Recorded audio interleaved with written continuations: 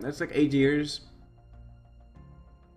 So, and you're not going to continue to pay attention to that all the time, because, like, why would you? For 8 years, so you're gonna forget about it.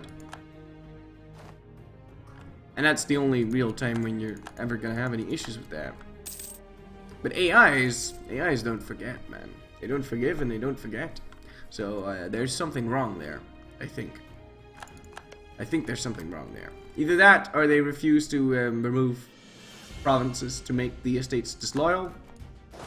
That might be the case. I don't know what's going on there. But they need to remove the estates before they get disloyal, because otherwise if they take over, they die, basically. So.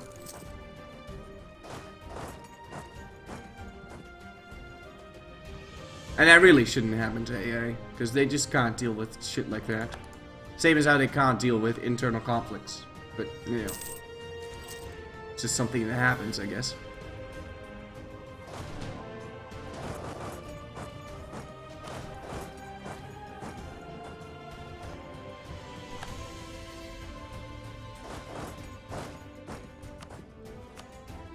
Well, the bug might have been found on stream.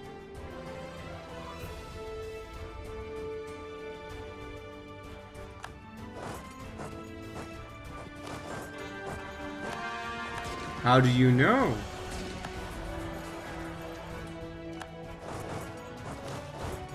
Maybe it was found internally. Maybe it was not.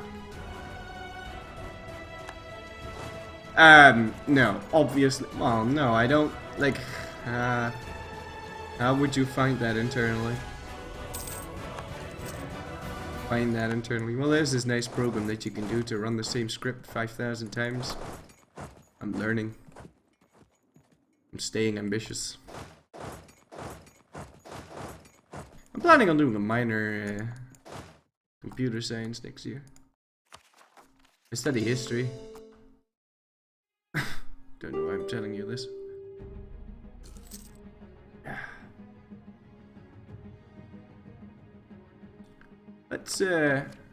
Let's just finish this idea group. It's fine.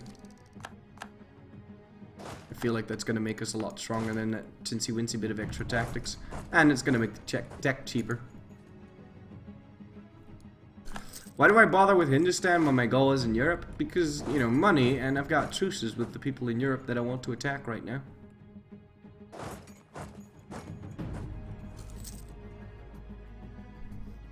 The amount of admin I pay to conquer Hindustan is really low compared to the amount of income I get out of it.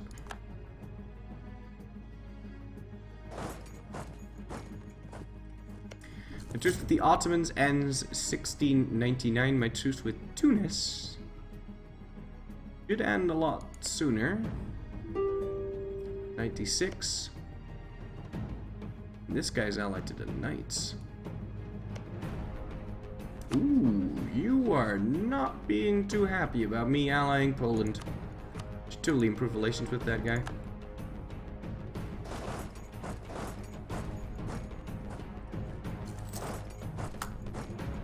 Religious map mode, sure, here you go. Come on. Just open that up. Narst would have converted this like 5 times, but it's got religious zeal. Still 99. He westernized, or rather, tried to westernize, got that stupid fucking event that made him Catholic, and then he went Catholic. And Narst, being the conversion machine that he is, immediately made all of that fucking, made all of that, Catholic really fast.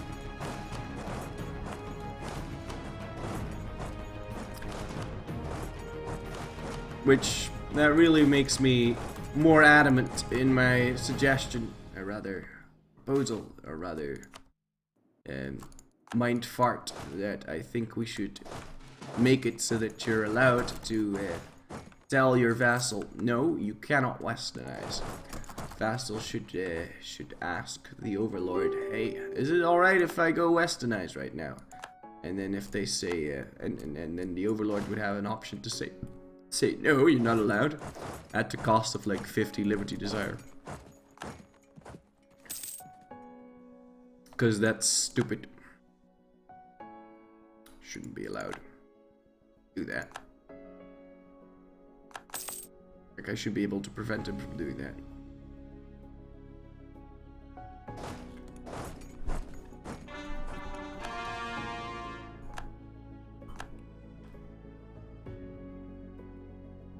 Because that leads to some severe problems.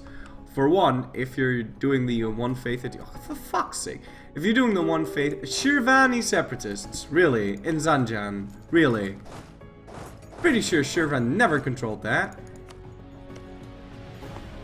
No. So what the fuck, man? Whatever. I'll deal with it.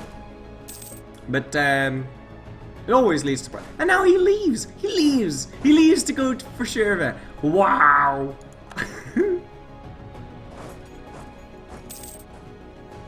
So he spawns in Najd, and then he leaves to go for... Oh. That is stupid. There's just no other way of putting it. Culture is Azerbaijani. Yeah, but the primary nation for Azerbaijani is Karakunyulu, so it should have spawned Karakunyulu rebels.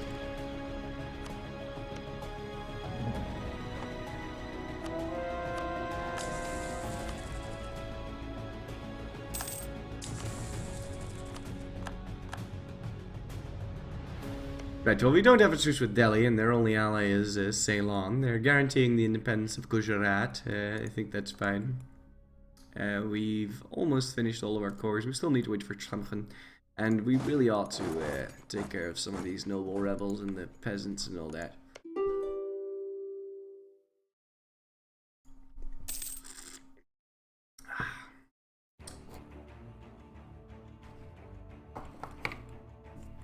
Pomerania? What? Really? Oh. Yeah, people give you gifts now. If you fight their enemies.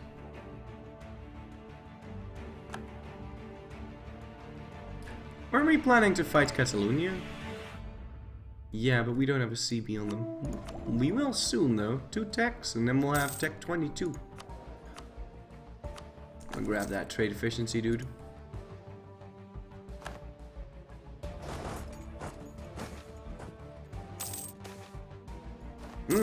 Money.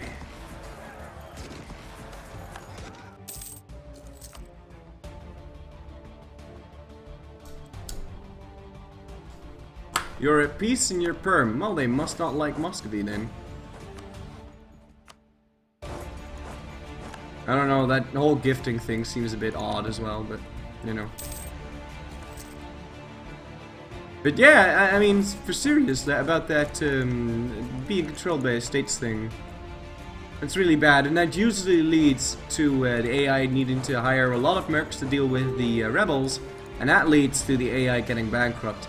And it really bugs me to read the forums and then seeing people react to corruption and then being like, yeah, see, the AI can't handle corruption, but that's not what's happening. Because if the AI can't pay for the corruption, they'll just let that corruption rise. I've seen it happen. It's not corruption that's causing that problem, because the AI just keeps the slider at like 25%, and then, you know, if they get corruption, then they'll get corruption, right? If it's higher than 25%, it'll just get corruption, and they'll have to bring it back down. But and some countries pay more than others. I don't really know how that works, but if they can't pay for it, they'll not pay for it. Like, they won't go bankrupt. But when they fight rebels, they will go bankrupt, and that usually, or a lot of times, in this particular patch, has happened due to AIs being controlled by estates. And I've watched the Ottomans a lot, and the Ottomans is a good test subject because they're really big. So if they do have a problem, you'll notice, because you'll see like all sorts of black stripes in their land. And every single time, like, it happened 3 times. They were controlled by the dhimmi twice and by the nobility once. So there's something off here. There's something that needs to be done about that. It's not good. Can I give you a yes? So we'll side with the merchants. And then I can give you a gift to keep it back up to par. Now the merchants are too loyal, so I need to ask something of them. It looks like I'll be asking...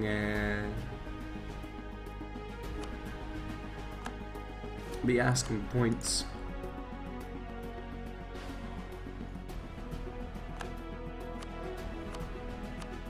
And then they're still too loyal, so I'll ask some money as well. And then they're still too loyal, so I'll remove a province from them. Yeah, that's fine. But yeah, there really is something off there, I think. Well, naturally, the Hindustan army got destroyed. They had a really big army, though.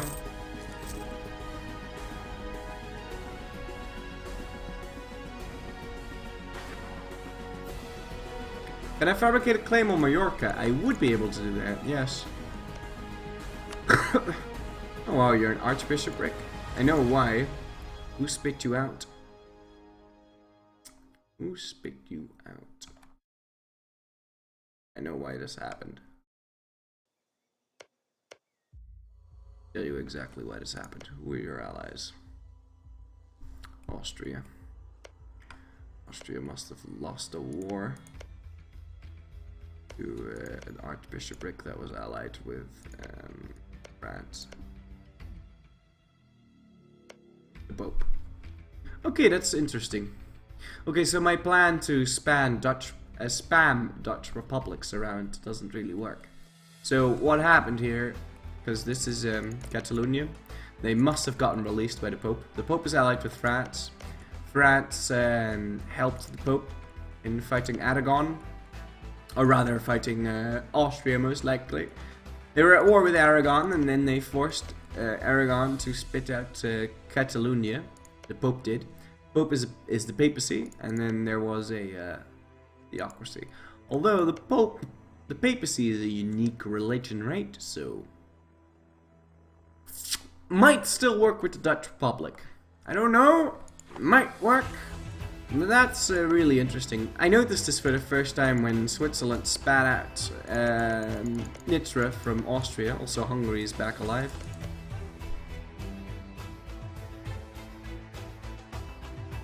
And Nitra is now an Atman Republic, so the person that forces him to release it is going to determine the government of whatever is being released. So that's why Catalonia is now a theocracy, but they're not a papacy. And, you know, obviously they thought about that. It's just clever, but, you know, still, I wonder if I can spam Dutch republics. And you can be sure I'll be testing that off screen. Oh, did I say unique religion? I meant a unique government. Of course. Can the Pope go Orthodox via rebels? I don't know. I don't know. Yes. Yes, you can. I've seen a papacy government Byzantium before.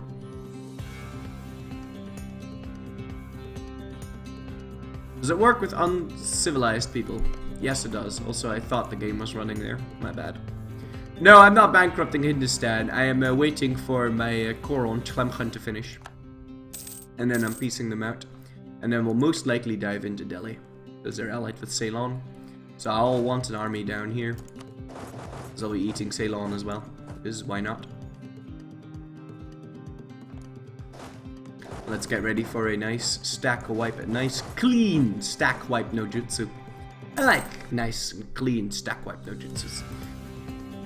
It's really nice.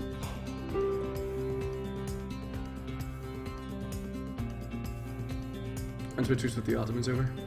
99. Okay.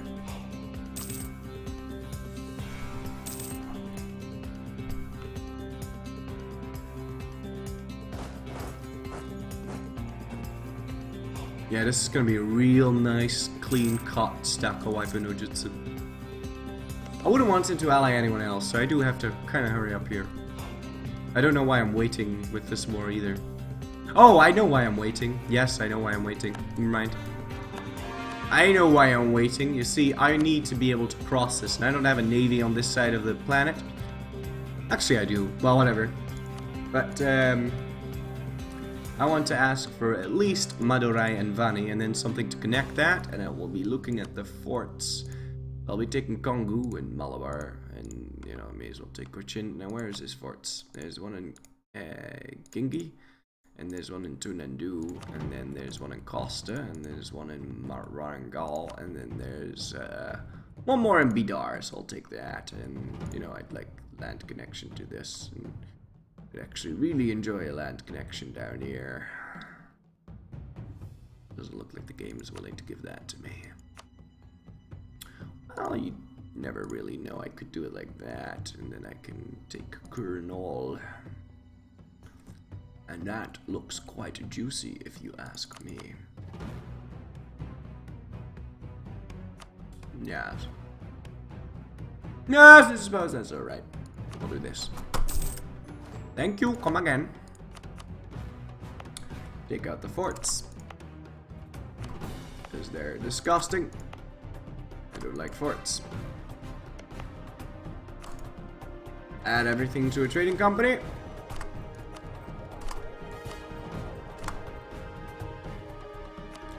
Open up the revolt risk map. Move over here and raise that shit. Because of rebels. I don't have time for rebels. It says -5 now, but if we wait a day, it's going to say -1.1.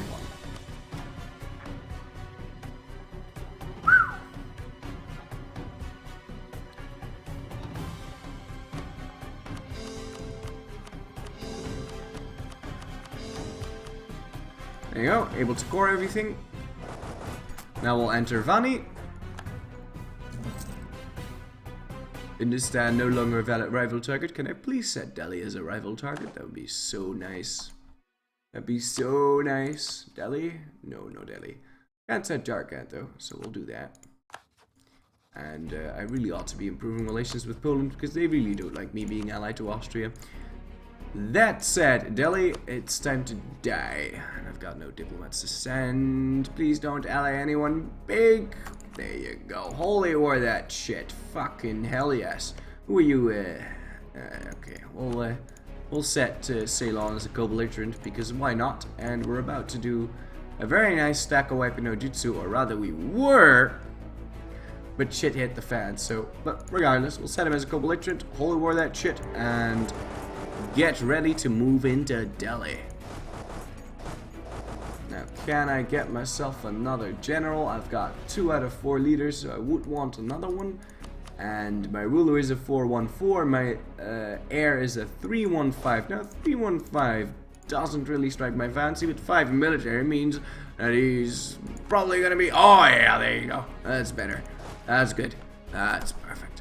And Delhi joined. Let's get a dude in Kandy, because I wouldn't want him building any units. And we're gonna have double stack of... Oh, no, we're not gonna have a double stack of Waipa no Jutsu.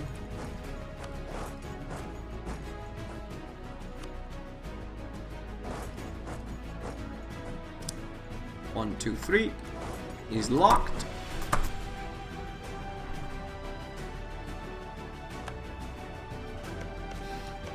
Or he might not have a double stack of Waipa no Jutsu.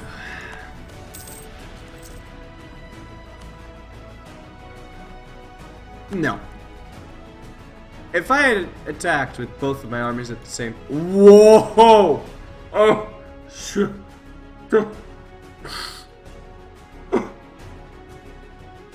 It's so beautiful! Oh, I can't believe it. Oh, that damn near brings a tear to my eye. Oh, oh god. Oh, you have to excuse me for a minute. Oh god. So fast. So fast. Faster than the speed of light, ladies and gentlemen. Oh, that is quite beautiful.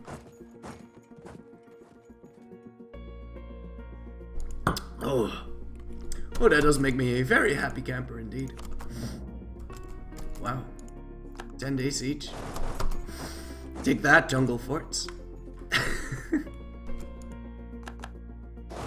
Bet he didn't pick defensive ideas. Dickwad. Dickwad AI is always picking defensive ideas. Scumbags.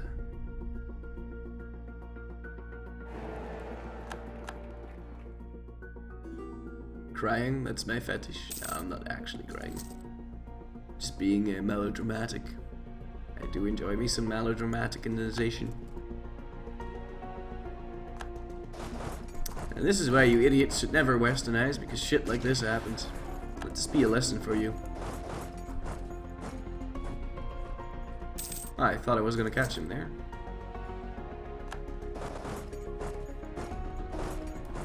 Well, apparently not.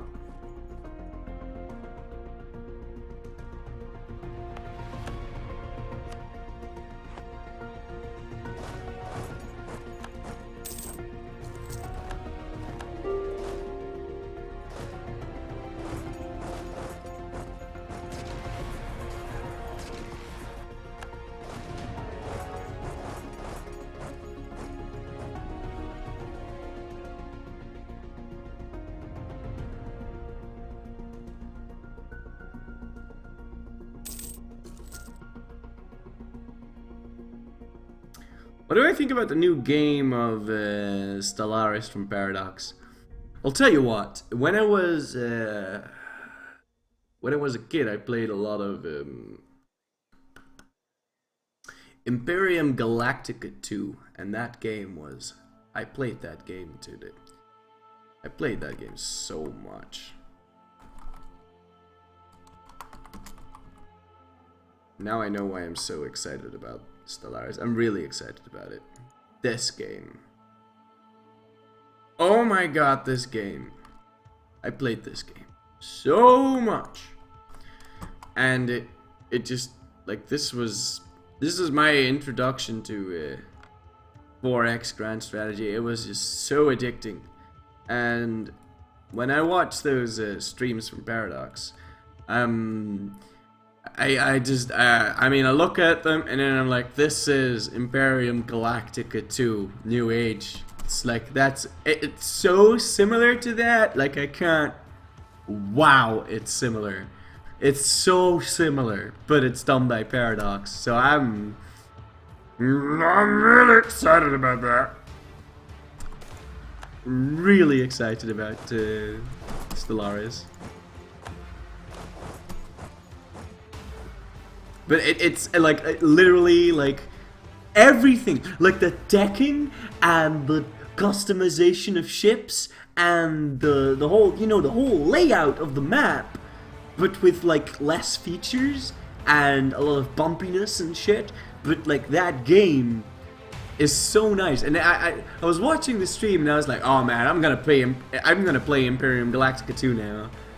Because it's also like a lot of the you know, shit with like colonizing planets and all that. It's all very similar,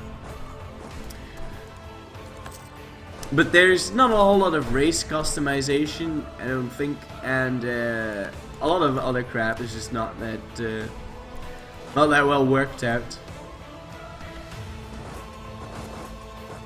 And there was another game that it really reminded me of, but I can't think of it right now.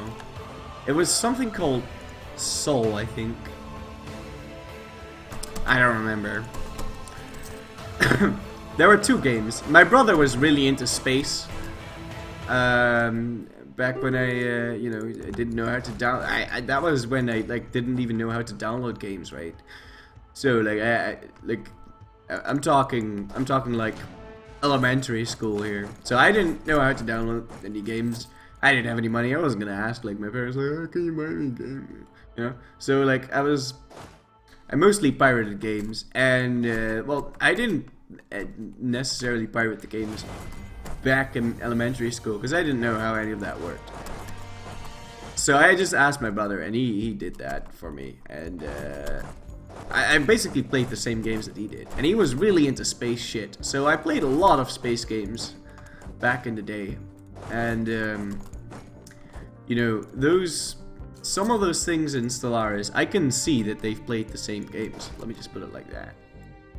The developers. This is oh my god, man.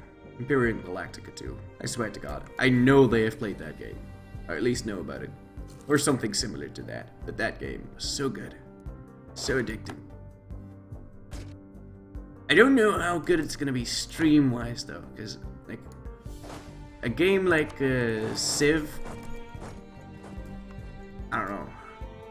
You very often get like completely lost in the moment, but Stellaris feels very real-time-y, and that's good. I think that's good because that was with the other space games as well. It felt really real-timey, not totally, completely not turn-based, and I think that's the way you should do 4X games in a world like today. I think that's exciting to watch, exciting to play, exciting to everything. You know, I like that. I like excitingness. So I'm looking forward to it. I'm really looking forward to it. I can't wait.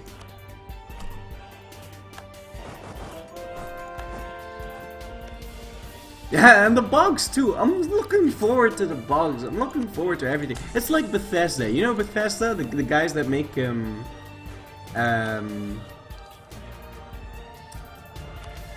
course you know Bethesda.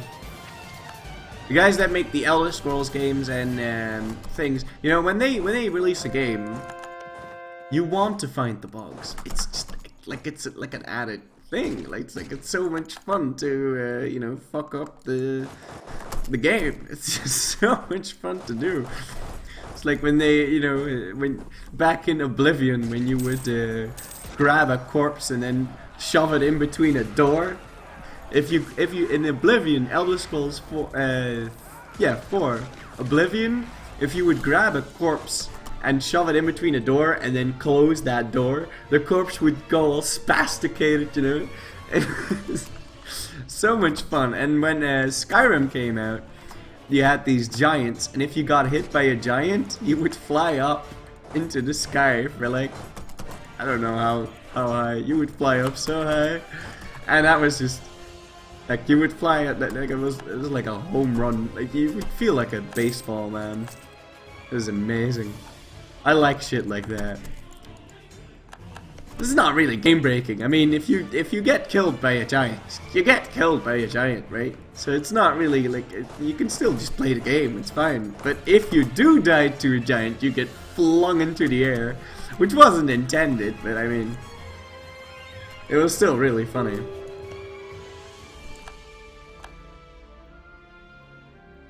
Me and my friends pre-ordered Civ Beyond Earth. I have never been hyped or pre-ordered bought a game until after its launch again. Yeah, you got pretty fucked by that. Civ Beyond Earth. It's just like a fucking graphics mod, man. That game doesn't do anything. I haven't been happy with Civ ever since Civ 5 came out. And I know a lot of people really like Civ 5, and Civ 5 is probably the first Civ that they played.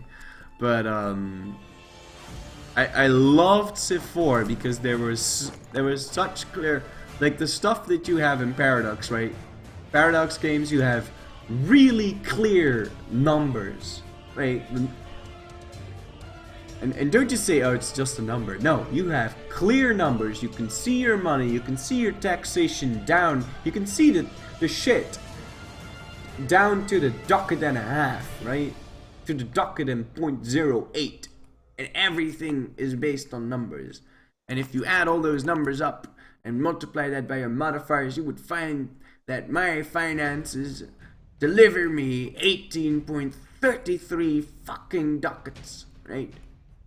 And I could min-max that all the way to the bank if I wanted to. I'm not doing that, but I could, you know. I could, and I'd probably net myself another 50 fucking ducats if I really wanted to, right? That was how Civ 3 was like. Aside from, you know, the graphics and all that, fuck that. I don't care about that. I care about these numbers, and I care about the modifiers, and they need to be clear, and I don't need some fucking random ass fucking bullshit saying like, oh, if you built this then something changes, but we're not going to tell you what. You know, I don't like the cosmetic. In Civ 3 you had everything was so much more clear and a lot more complicated at the same time. And then Civ 4 had that as well, and Civ 5 just completely lost it for me. It was all really vague and fluffy. I I didn't like Civ 5 because it's too fluffy. It wasn't as clear to me. Now maybe I just didn't play that game enough, but I don't know. It just didn't hit the same spot for me. But Civ 3, if you played on Sid, imagine this being civilization right now, and this being my cities, right? In Civ 3, if you played on Sid for the first, I think, for 75% of the game that you would play that round in, you would min-max every single city. And you know, you can say, well, I'm not into that. That's fine, then you can play on a lower difficulty, right? I mean, that's fine. But if you do that in Civ 5, it wouldn't have the same result, right?